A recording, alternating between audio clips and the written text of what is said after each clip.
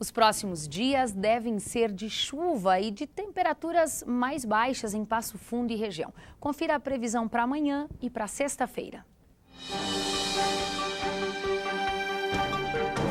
Para quinta-feira, o sol dá lugar à chuva. Será um dia de temperaturas mais baixas. Na quinta-feira, céu encoberto com chuva durante todo o dia. Mínima de 11 graus e máxima de 19. Na sexta-feira, céu encoberto com muitas nuvens e mínima de 9 graus e a máxima que não passa dos 16.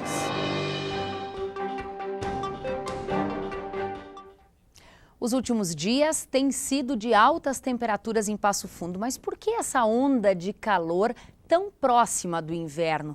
Bom, a nossa equipe foi conversar com o observador meteorológico da Embrapa Tribo de Passo Fundo para saber se o calor continua ou não. Ainda a gente está na transição do outono para o inverno, que inicia aí na tarde do dia 21. Então é comum ocorrer essas temperaturas aí máximas à tarde aí de 26 graus, até porque não é nenhuma normalidade.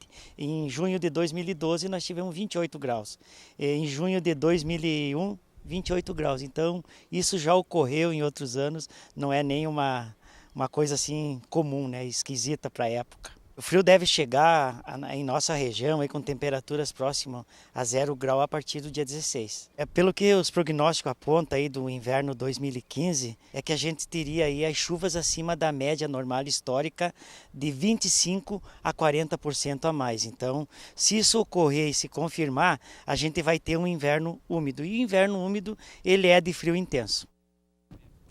E hoje é o Dia da Língua Portuguesa, considerada patrimônio comum, além de ser matéria-prima para literatura e poesia. A língua portuguesa é a quinta mais falada do planeta e a terceira entre as línguas ocidentais. Para falar mais um pouquinho sobre o quanto é importante dominar a língua portuguesa, seja na hora de falar ou na hora de escrever, nós convidamos a professora do curso de letras aqui da UPF, que é doutora em letras, Ivânia Campigoto Aquino. Seja muito bem-vinda, é um prazer lhe receber aqui no estúdio, professora. Muito obrigada, Thaís. Eu que agradeço a oportunidade mais uma vez. Desde quando a gente comemora aqui no Brasil, então, o Dia da Língua Portuguesa?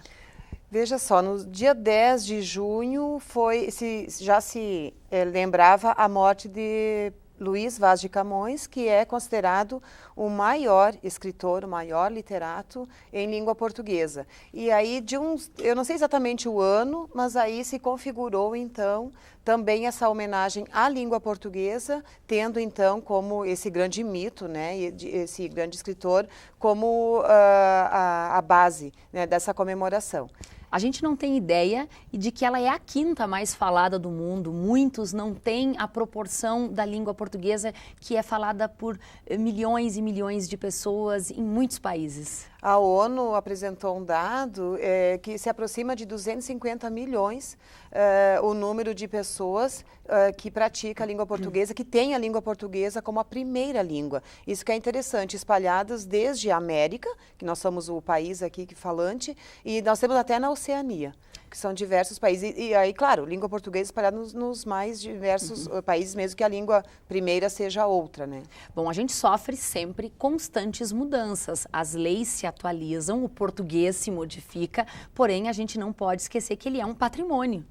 É um patrimônio cultural. Tu disseste bem no início, nós usamos, é a matéria-prima para a literatura nos seus mais diversos gêneros, para a nossa expressão falada e escrita, e como tal ela tem toda uma estrutura derivada do latim. Ela passou a ser considerada uma língua falada de um povo entre os séculos 12 e 13. Então, há uma história, né? E ela se consolida como patrimônio. E não por acaso, nós temos a experiência de país colonizado. Os portugueses, ao constituírem o seu império, levaram também a língua, e não só a força de trabalho ou os interesses com cada uma das colônias. Porque a língua, hoje, ela é entendida pelos mais diversos pesquisadores como por ser patrimônio cultural, mas também como um poder, né? Como a dominação. Impressionante pensar que antigamente se escreveu farmácia com PH, né? Com PH. Quanto o português já mudou, né? Tivemos as reformas, né? Várias. Isso, e como patrimônio cultural, isso que ela é um desafio, né? Para os estudiosos, porque ela também ela não é fixa. né? Quem pesquisa a fundo vê essas mudanças que vão acontecendo para adaptar falas, né, que as pessoas produzem, trazê-las então para o âmbito do padrão culto, outras vezes torná-la simples, acessível. Mas é inegável, né, que ela tem uma regra a ser seguida. Com certeza. E a gente vive um momento em que as redes sociais parecem modificar um pouco, pelo menos um pouco, a forma com que se escreve. Como é que vocês, professora Ivânia, estudiosos dessa área, avaliam essa mudança? É visível a mudança de fato e essa eu vejo com um pouco de preocupação. Há uma estrutura que faz o bem escrever e o bem falar. Então ela não pode ser ignorada e em seu lugar ser colocado uma livre associação de letras, né? Ou mesmo de composição de segmentos de frase por um falante que de repente não conhece a fundo a sua estrutura. Eu acho que tem que ter certos cuidados, ela não pode ser também uma camisa de força, né, para, né, os falantes, porque o mais importante é a comunicação. Porém, aventurar-se em novas constituições entre vocábulos sem conhecer que estrutura está sendo desprezada nesse momento é arriscado, porque ela pode, ao invés de comunicar, complicar. Bom, para a gente encerrar, temos aí mais de 8.000 candidatos neste vestibular, farão a prova no sábado. Que recomendações são importantes? Eu não estou falando em estrutura de prova, Pro, mas principalmente na escrita, no português. Nós temos a redação que ela define, né, a entrada ou não de um aluno para um curso. E é o momento que ele tem para apresentar à banca do vestibular uma parte importante da sua competência para para estar presente no mundo acadêmico universitário. Cuidados com a ortografia, nós temos agora, em função do novo acordo ortográfico, né, uma tendência, assim, ainda não aprendemos direito ao uso do hífen, então são erros comuns que acontecem, a pontuação tem as suas regras específicas também e modificadas a partir do acordo. E há uma questão também que às vezes passa despercebida na nossa ortografia. Nós podemos construir frases ambíguas. Pode dar um exemplo, professora, bem rapidinho? Posso, vamos pensar, vamos ver professores, eu acho que é mais fácil, né? Às vezes uma chamada assim, 2.000 professores não devem comparecer às escolas amanhã. Certamente, o enunciador quis dizer assim, há uma probabilidade de não aparecer, e há uma perspectiva, né, há um anúncio de paralisação. No entanto, o dever, como auxiliar, ele é modal e ele traz o sentido de obrigatoriedade. Soa como um conselho, a palavra como uma recomendação. A expressão devem. Exatamente. E aí, qual é a recomendação nessa situação? Tende a usar um termo que dê essa ideia de probabilidade, né? Possivelmente, né? Estima-se. Evitar que palavras aí é um ponto de vista que possam ter um outro sentido. Exatamente. Bom, professora, a dica está dada. Muito obrigada. Que tenhamos um bom vestibular. Obrigada. Obrigada. Bom, em Sarandi, um trabalho desenvolvido com os jovens está ajudando no rendimento escolar, na disciplina e na responsabilidade. A ferramenta utilizada? O teatro. Ao observar a Terra, encontraram muitas belezas. Voz, expressão corporal, improvisação e trabalho em grupo. São potencialidades desenvolvidas a partir do jogo teatral. Para mim, o que cresceu foi a oralidade, como me portar perante as pessoas, ter uma visão que não só se prender no próprio papel, que tu tem que olhar para o público, o tom da tua voz não tem que ser o mesmo. Tu tem que aumentar a tua voz e saber como lidar com as pessoas. E a gente aprendeu que existem situações de drama, de que tu tem que fazer o papel de chorar e tem às vezes que tu pode rir e ficar normal, que não é só dar risada como a gente gosta. A oficina do Grupo Municipal de Artes Cênicas, GEMAC, vem se desenvolvendo desde abril em encontros semanais com jovens da comunidade. Porque o nosso objetivo não é um aluno ator. Não é simplesmente trazer uma peça de teatro para eles pronta, de modo que eles venham representar o que o professor quer. Não é esse o objetivo. O objetivo é que eles criem e possam representar aquilo que eles criaram, aquilo que eles desejam representar. Então a gente traz essa autonomia para eles. Para Marcos, que participa do grupo desde o início, ajudou na disciplina e na responsabilidade. Tem que saber o horário certo das coisas, tu tem um compromisso, tu tem que comparecer, no caso ele faz parte de ti até o momento dele acabar. O foco do trabalho é o desenvolvimento integral do participante, com autonomia e de forma prazerosa. O grupo faz parte do projeto Educarte, mantido pelo município, que oferece outras 4 oficinas para a comunidade: dança, mosaico, banda marcial e corais, envolvendo mais de 200 pessoas. O mosaico, que a gente trabalha com o lixo que vira arte, que nós temos algumas amostragens já na cidade, que muitos já acompanharam, já ganhamos até um prêmio, tiramos primeiro lugar no estado com este projeto, com esse trabalho.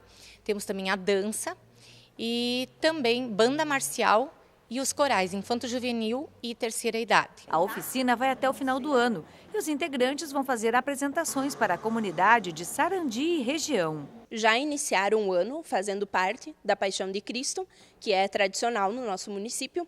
Depois eles vão fazer a peça do município, que dá abertura à Semana do Município. E aí, provavelmente, no Dia das Crianças, eles vão organizar uma peça para apresentar, porque as crianças no município têm uma semana toda para elas, e eles vão estar apresentando. E tem também o nosso tradicional Alto de Natal, que fica a cargo do Grupo GEMAC também. O amor é uma característica própria do ser humano, nasce junto com a gente. E num mundo com conexões humanas cada vez mais ambientadas pela tecnologia, não é estranho a gente ficar sabendo de alguém que começou a namorar, ou que se casou, ou que se separou por meio das ferramentas digitais. E quando falamos em escolha afetiva e também em família, nós não estamos olhando somente para a formação familiar tradicional. Na segunda reportagem da série sobre relacionamentos modernos e amor em tempos tecnológicos, você vai conhecer um pouco da história virtual e também real da Flávia e da Aline.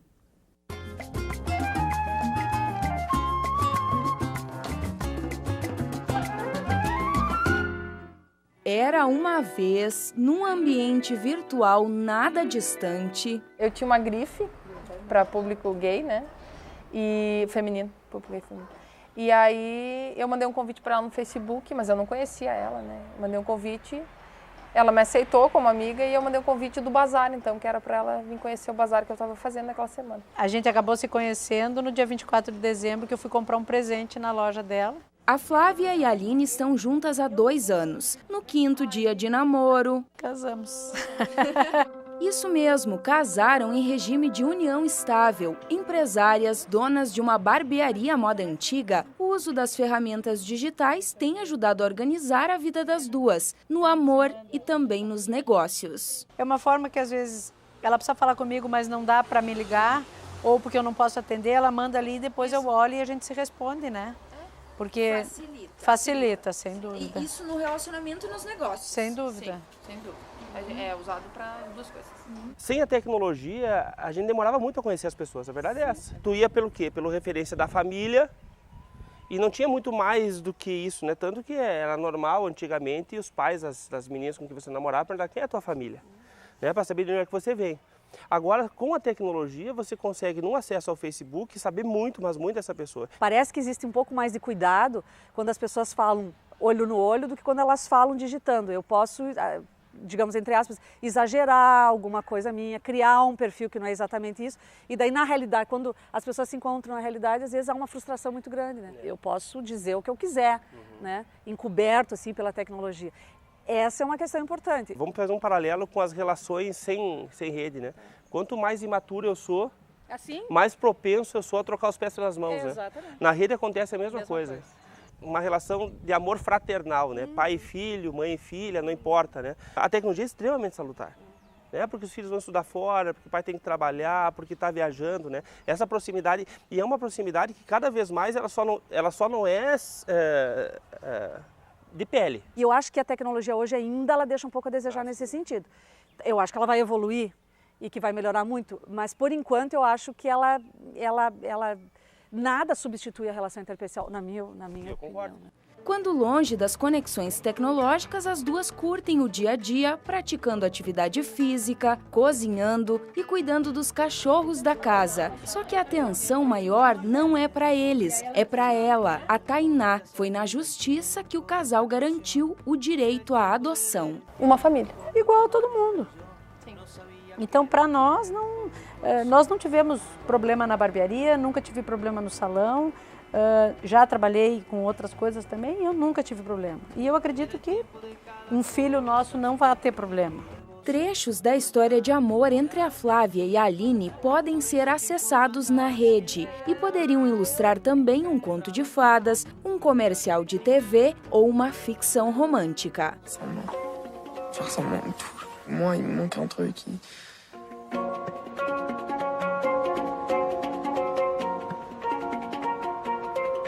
No filme Azul é a cor mais quente, o que está em jogo não é apenas o envolvimento sexual das protagonistas, mas também as diferenças sociais, culturais e educacionais. E o que poderia haver de moderno nisso tudo? A possibilidade da descoberta e da publicização da sua orientação sexual, acho que sim, isso é moderno. A possibilidade das pessoas construírem laços que não necessariamente são os mesmos que se construíram nas gerações anteriores. Então essa inovação, sim, eu acho que ela é moderna. Mas a relação, a emoção, essa é desde que a gente saiu, digamos assim, do nosso mundo mais primitivo e se configurou enquanto sociedade. Essa é a mesma. Nem o passado e nem o futuro. A conexão pode ser feita no presente e linka duas palavras, liberdade e felicidade. Esses setores da sociedade que estão lutando, que não é a sociedade que está mudando, são setores que estão pressionando a sociedade para que ela mude e aceite pessoas felizes e livres. E quando a gente debate sobre isso, é interessante a gente pensar que essa é uma sociedade que luta por uma liberdade individual e uma liberdade de felicidade, que aí eu acho que é um plano de defesa de uma humanidade mais interessante. Perguntam para minha mãe, é uma cena que é engraçada. A Aline casou, com quem? Com uma mulher, tá bem feliz, agora eles vão ter filhos, né? Sabe? Para ela, deu. Mas ela precisou de um tempo, sem dúvida, né? Quem somos na era digital e o que procuramos como sociedade? O passo seguinte pode ser absurdo para alguns e natural para outros. O que se espera é que o hoje possa ser menos sufocante e tão menos solitário. É o amor, o carinho, a dedicação que a gente tem uma com a outra, isso é extremamente importante. E para balancear nós temos TPM, né? Essa casa tem TPM em dobro. Né?